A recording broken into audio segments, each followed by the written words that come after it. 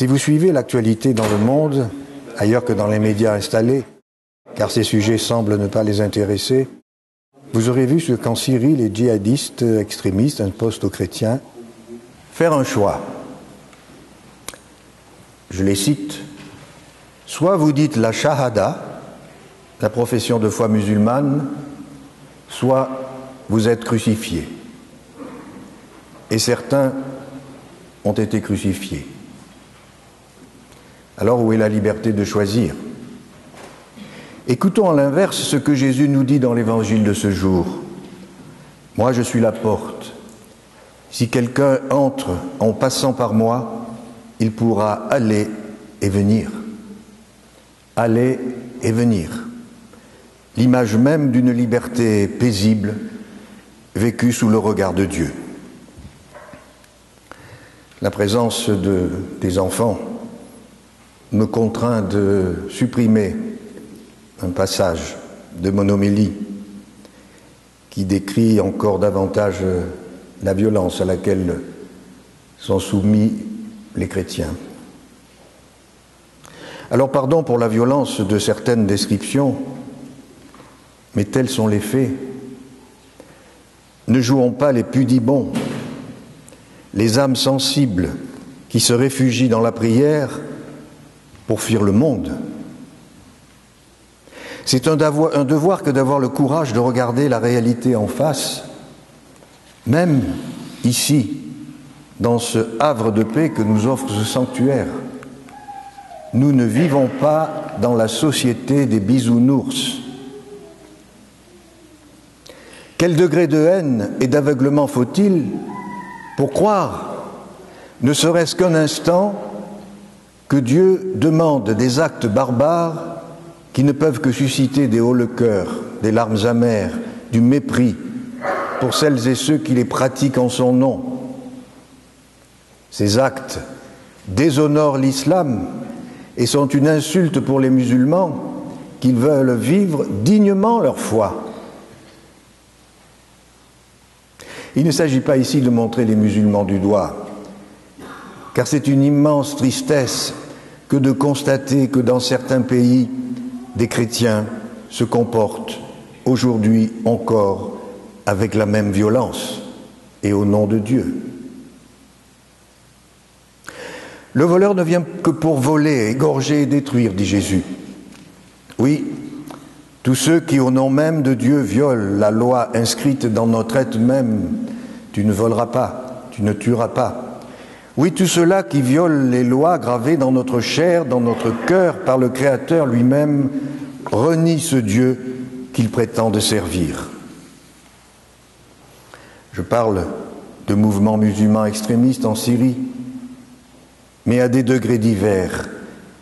La tentation d'instrumentaliser Dieu est présente toujours et partout, et aussi en nous.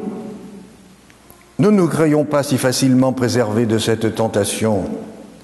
C'est nous-mêmes qui parfois escaladons la bergerie de notre propre cœur comme un voleur. Cela arrive ici même dans ce sanctuaire. Une personne m'a adressé cette semaine un courrier pour me dire combien elle avait été choquée par des propos racistes et antisémites et d'autres paroles pleines de haine au sujet de tel ou tel prêtre. Ces propos prononcés bien tranquillement au cours du repas, à la salle à manger, peu de temps après la célébration eucharistique, où ces personnes avaient, en apparence en tout cas, pieusement reçu le corps du Christ. Je ne me suis pas certain que le Seigneur se soit senti chez lui après que son corps ait été déposé sur ses langues fourchues. Cette personne me dit avoir quitté la table avant la fin du repas, bien décidée à ne plus remettre les pieds au sanctuaire, écœurée par tout ce qu'elle venait d'entendre. Et m'écrit-elle, alors qu'elle regagnait sa chambre, les bonnes odeurs se sont manifestées à elle. Marie était là pour apaiser sa peine. Si Dieu est partout, si Dieu peut être trouvé en toutes choses, Dieu dépasse et dépassera toujours notre entendement. Qui a réponse à tout est un faux prophète, un gourou, un idéologue. Qui affirme de manière péremptoire ce que Dieu pense et veut, se construit un petit Dieu à sa mesure, au lieu de grandir à la mesure de Dieu qui est né qu'amour et miséricorde infinie. Qui prétend tout savoir de Dieu, de ses volontés, et veut imposer sa vision aux autres, tourne la religion à son avantage et à son profit. La tentation est grande de rester imperméable à tout ce qui ne va pas dans le sens de nos convictions. La tentation est grande de ne retenir que les arguments qui vont dans notre sens et de réfuter ou de négliger les autres. La tentation est grande de valoriser, de justifier après coup le bien fondé de nos actions.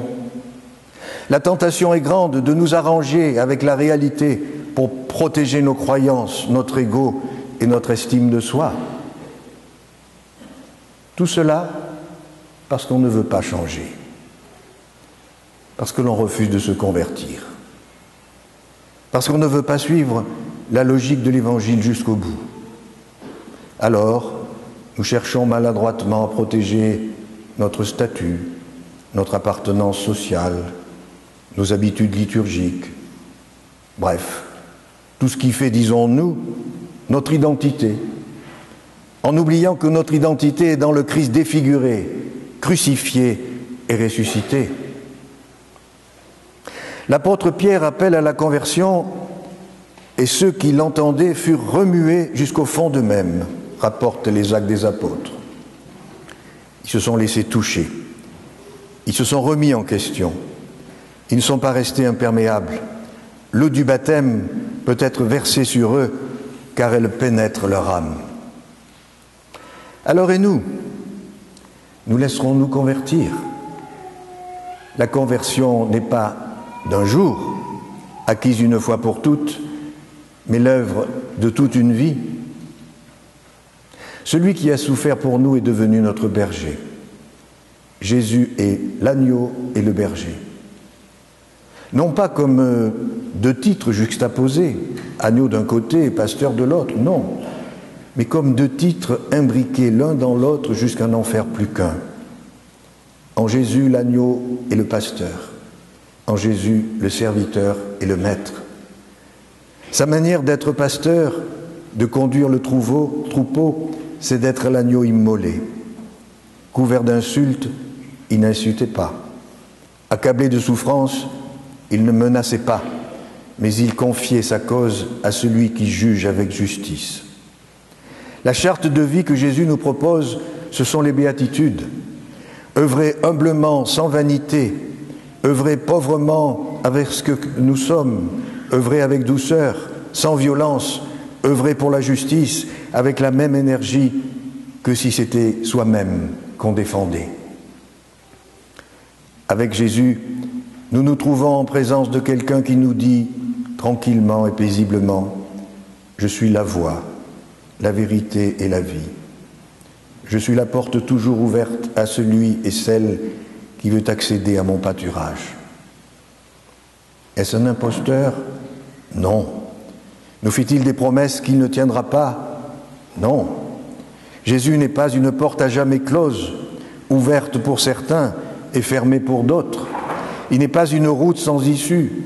Il n'est pas un mensonge et perdition. Plus nous nous sentons indignes de franchir la porte, et plus elle sera grande ouverte. Oui, Jésus est la porte ouverte. Il est la voie, la vérité et la vie. Je parlais de la Syrie au début de cette homélie. La même religieuse qui rapportait toutes ces atrocités était aussi porteuse d'une espérance. Une espérance pas simplement pour l'au-delà, car n'espérer que pour ailleurs peut être une forme de désespérance, mais une espérance bien charnelle, bien temporelle pour son pays déchiré, une espérance pour demain, je la cite. Heureusement, dit-elle, l'espérance et la vie sont plus fortes que la mort. Le Seigneur ne nous abandonnera pas. Il va y avoir des hommes de bonne volonté, comme il y en a encore qui travaillent et qui œuvrent pour le retour de la paix, pour soutenir, pour aider, pour aller sur place, mener des actions et témoigner de la fraternité malgré la politique. Notre pays va se redresser, se reconstruire, rebondir, et il redeviendra encore plus fort qu'avant. La solidarité est plus forte qu'avant. Notre attachement au Christ et à notre foi sera encore plus forte qu'avant. » Fin de citation. Cette religieuse a dit « Il va y avoir des hommes de bonne volonté ». J'ajoute « et des femmes, bien sûr ». Ces hommes et ces femmes de bonne volonté, c'est vous, les plus jeunes d'entre nous.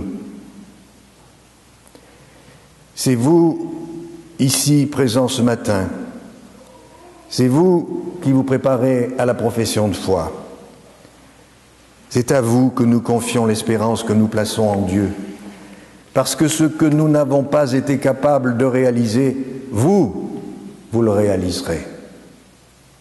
En cette journée de prière pour les vocations, c'est aussi l'occasion de vous interroger sur ce que le Christ attend de vous. Quel est l'appel qu'il vous adresse ? Dans l'évangile de ce jour, à l'unique bon pasteur s'oppose le voleur, l'étranger, le mercenaire, l'imposteur, avec à chaque fois un signe distinctif qui permet de le reconnaître. L'entrée par la porte ou l'entrée par effraction, la familiarité ou l'effroi, la vie donnée ou la recherche égoïste. Alors en ce temps jubilaire à Notre-Dame-du-Lot, lorsque nous passons la porte, à nous de choisir entre passer dans le royaume des cieux en disciples de Jésus ou tenter d'y passer par effraction.